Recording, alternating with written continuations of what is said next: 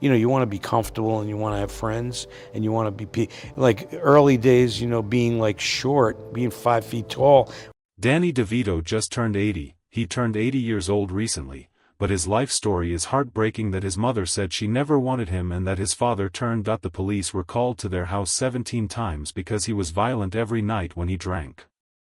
Before Danny was even 15 years old, but that's not the worst part.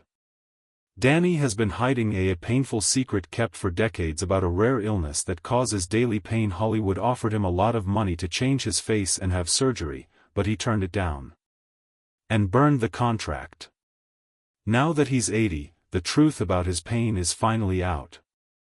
It wasn't easy for Danny Devito to come out. He was born in Neptune, New Jersey in 1944, and the odds were against him from the start. Julia's mother, was 40 years old and had raised a few kids she didn't want. After a few more years, she finally said it. "I didn't want him, but I'm so." That kind of confession could break anyone, but it made Danny feel even stronger about how she felt about him in the beginning. He always remembered being turned down, and it followed him around like a shadow as a child. But he didn't let it get to him. He pushed forward because he wanted to show that he was worth something. But his problems didn't end there. At home, his father made life hard for him by not being reliable. He owned a candy store in Asbury Park and was a nice person during the day, and liked by many, but when it got dark and he started drinking, he became someone who was yelling, threatening, or angry. Danny learned to look out for signs that the sound of bottles and the way his dad's steps changed as he hid in closets and ran to the nearby. People called the police to their house 3 times between 1950 and 1955. During my childhood, these events left deep marks on me at least 17 times. He stayed sober and even made a program to help other people called Little Giants. It has helped more than 15,000 kids from homes like his since 1992. Danny knew he had to leave his neighborhood when he was 14 years old. Heroin was all over the place, and 2 of his childhood friends were dead. Before he turned 16, he made a plan and worked hard to save money. He got $237 from small jobs and talked his parish priest into talking to his parents. Aimed for oratory prep school, he was careful about when he asked his parents for permission only when his father was sober and felt guilty. His mother agreed, even though she was hurt by being turned down in the past. Likely saved his life. Out of his 12 friends at the time, only 3 made it. It passed age 25 without going to jail or getting hooked on drugs. There was something also. Danny only grew to be 4 feet 10 inches in because he had a rare genetic disorder called Fairbanks disease. It wasn't just his height. His hips, knees, and back hurt all the time. When he was in his 20s and 30s, his pain level was usually between 6 and 8 out of 10. He didn't give up. He did his own tricks and even fell 4 times. He never got hooked on painkillers while filming One Flew Over the Cuckoo's Nest because he said it was just part of the role. Meds even though doctors offered them, and he quietly gave more than $12 million to help pay for treatment for other people with bone problems like his, but he never did. His name on the projects, he didn't want attention, he just wanted other people to see them. He had a job that most of his fans don't know about before he became an actor. Instead of being he trained for it for 1,500 hours and graduated second in his class. His sister Angela ran a beauty school class where he worked at curl up and dye. He got so good at it that people made appointments months ahead of time. Won awards for a hairstyle called the Neptune twist. He was careful with it. If he joined just to meet girls one day while cutting the hair of a client, her husband. It all began when a theater producer told Danny to try out for a play.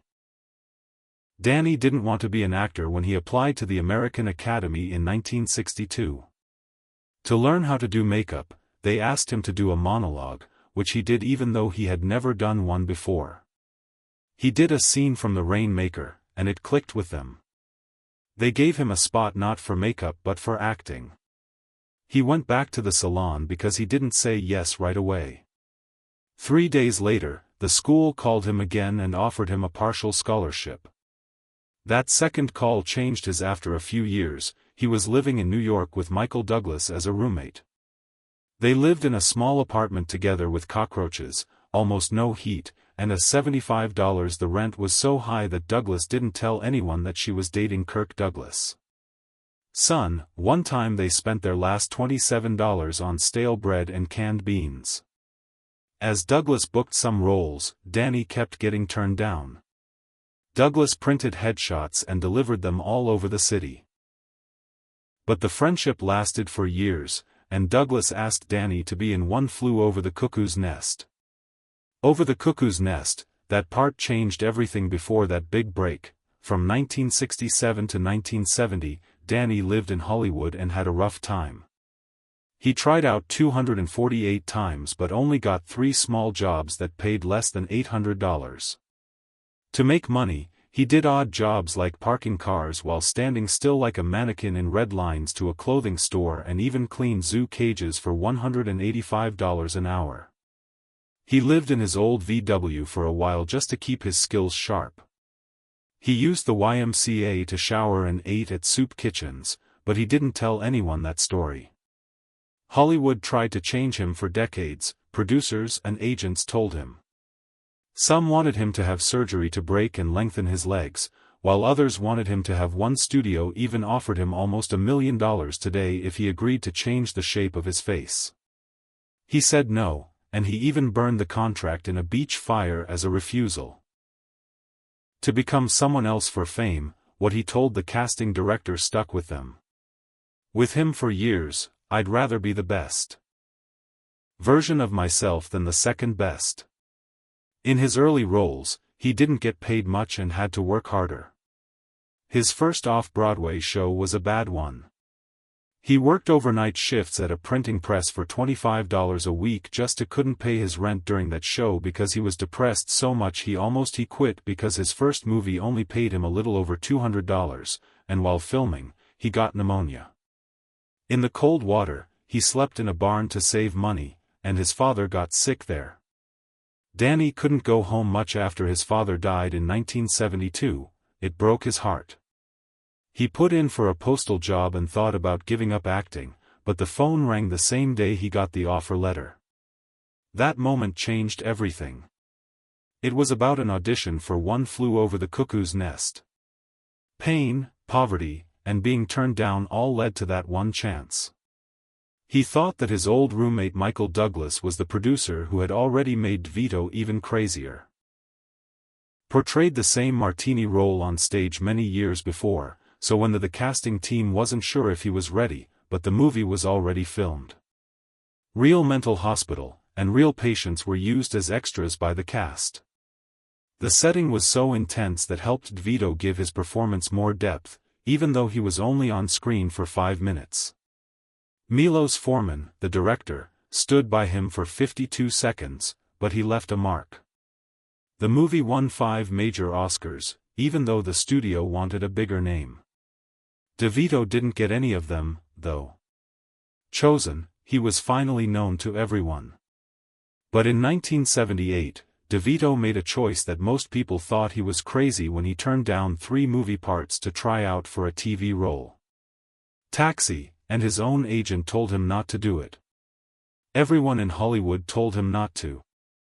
Said going from movies to TV was bad for your career, but Devito believed them.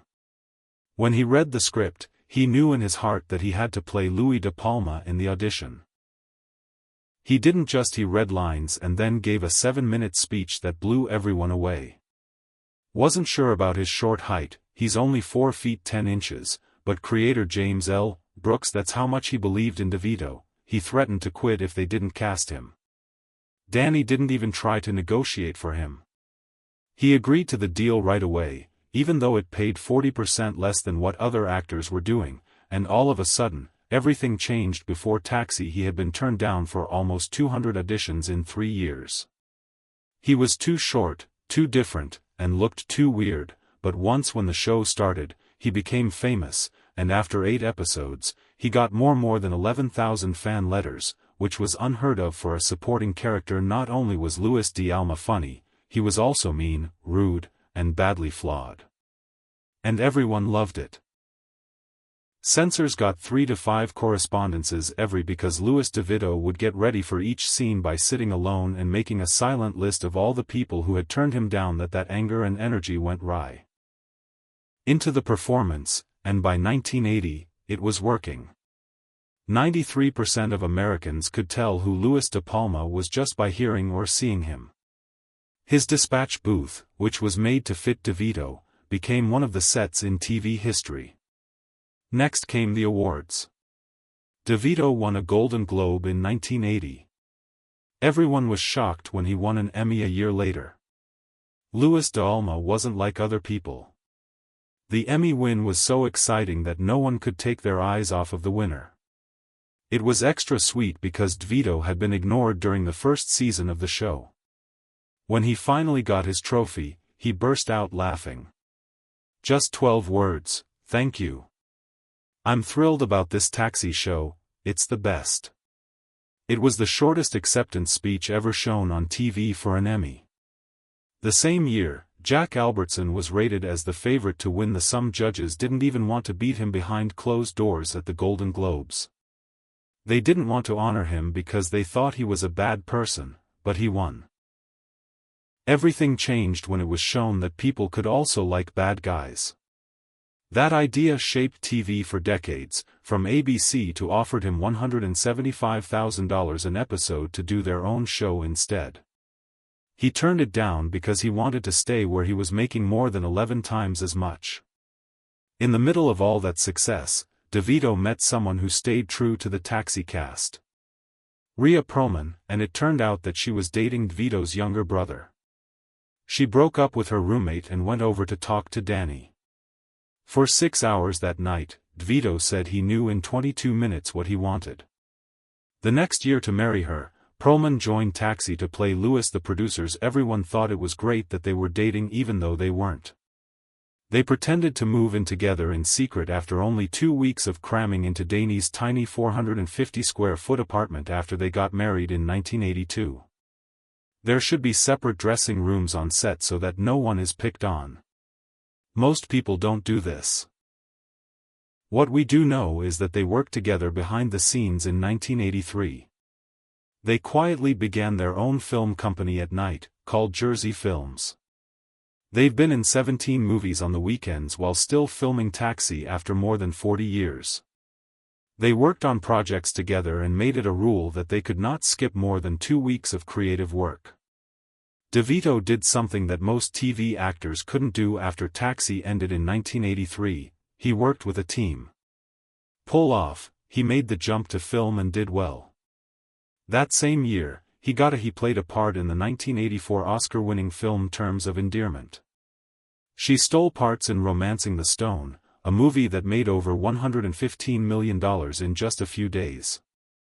They worked together again with Michael Douglas and Kathleen Turner on the follow-up, The Jewel of the Nile. At the same time he had a small part in Johnny Dangerously. Just adding film credits was a smart move for him to stay visible on screen. While gaining steam, but in 1986's Ruthless People, he turned into a full-on bad guy. He played a stingy man who won't pay a ransom when his wife is taken hostage. The movie made over $71 million and cost $7.5 million to make. Devin was nominated for a Golden Globe for his performance, which was so crazy that it became the most important thing about the movie was that he wasn't afraid of being hated. Opened more doors for Devito in 1987, when he directed his first movie, Throw Mama From. He told the people who made the train that he would only be in it if he could also direct it. He won, and filming spots were carefully picked out all over Los Angeles. They even tried to get Brian De Palma to be in the movie but couldn't work up a time. And Ramsey played Mama. Of her own stunts even after surgery, and the cuts and scrapes she got. It took 6 days to film the last train scene, which was called Stop Her, privately owned track in Valencia. The movie got good reviews from critics and another Golden Globe nomination. Then came Twins in 1988. The concept was Crazy Pair. It sounded like a joke to see Devito and Arnold Schwarzenegger as long-lost twins. But it worked. The two stars and director Ivan Reitman didn't take any money up front. Instead of paying each other a salary, they agreed to split 40% of the profits. This was a very risky deal. But it paid off. The movie made $216 million around the world, which is more than $500 million today, and each man made about $35 to $40 million from that movie. Devito wasn't just a weird supporting actor anymore after this. Showed that you didn't have to be tall or good-looking to carry a movie, you just had to be good. Devito worked on something behind the scenes while everyone was watching him as an actor.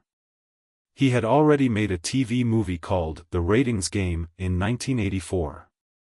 A 1986 episode of Amazing Stories where they worked with Rhea again, and in 1989, he brought back the actors he worked with in Romancing the Stone for The War of the Roses. The story was very funny and hit home for a lot of people in Germany. The title even turned into a slang word for bad divorces. Devito's style is funny, strange, and even the opening credits, which were made by design legends Saul and Elaine Bass, showed that the movie was more than just a hit. It showed that Devito could act and direct at the same time without getting distracted. That same year, 1992, Devito changed completely to play the Penguin in Batman Returns with Tim Burton in charge. He sat for hours in putting on makeup to look like the evil Oswald Cobblepot. Wasn't just a costume. Devito's performance was really creepy and sad, and fans loved it. He was even up for Best Bad Guy at the MTV Movie Awards many years later. Devito didn't come back, but Burton did. He said he'd be happy to play the Penguin again. Stop there. That same year he made Hawa, a serious movie about a labor leader. Jimmy Hawa was played by Jack Nicholson, and Danny DeVito directed and acted with him. It was a big change for him from comedy. He worked with famous author David May Moth and put together a movie full of speeches, fights for power, and anger. The trailer said it all: we're going to march and get what we came down here for. DeVito showed that he could handle big, tough stories and do them well, and DeVito went in a different direction in 1992. He started his own production company called Jersey Films. He teamed up with Michael Shamberg for More Than Just Show. After that, Stacey Sher and she built one of the most powerful independent studios in the 1990s. DeVito wanted to find great scripts and help make them come to life. Films, and he did. In 1994, Jersey Films would change the business. Did a lot of risky writing for that movie, which was pure pulp fiction. Written something dark, strange, and completely new when one studio closed. NJ Films kept it going. They gave money to Tarantino's company and office space. The whole cost was only $8 million. Tarantino said he said it would look like a $25 million movie, and he kept his word. It came out in theaters in October 1994. It became a classic after its premiere at Cannes. It showed that DeVito had an eyes for risky work that changes the game. DeVito directed Matilda, a movie based on Roald Dahl's book. He played Matilda's mean father and cast Rhea as his wife. As her mother. It wasn't just the movie that made it special. It was exactly what was going on behind the scenes with young star Mara Wilson. Perlman took care of her like family while her mother was sick with cancer. Wilson would bring a nearly finished copy of the movie to the hospital so her mother could see it before she died. Later say they thought her favorite Aunt and Uncle Jersey movies kept coming out. Unique movies. In 1999, they put out the movie Man on the Moon, which was about comedian Andy Kaufman. DeVito had worked with Kaufman on Taxi many years before this. Carey, who played Kaufman's manager and helped produce the movie, gave a powerful performance that made him seem like the real person. Critics gave Kaufman a good review, but it didn't do well at the box office. Stood by the movie and said he cared more about the story than the money. DeVito was keeping a painful secret from everyone. He had Fairbanks disease, which is very rare. He had surgery after surgery for a bone disorder that hurt all the time. Pain came back every time. Hollywood told him to be quiet. They said if he looked he didn't want to miss work because he was too weak, so he kept going even though it hurt to stand during his off and on It's Always Sunny in Philadelphia. He would act like he wasn't hurt, but then he'd pass out off screen. He finally spoke out in 2025 because he was sick of being quiet. He wanted doctors to take the disease seriously, not just for himself but also for other people who are in pain and can't get help.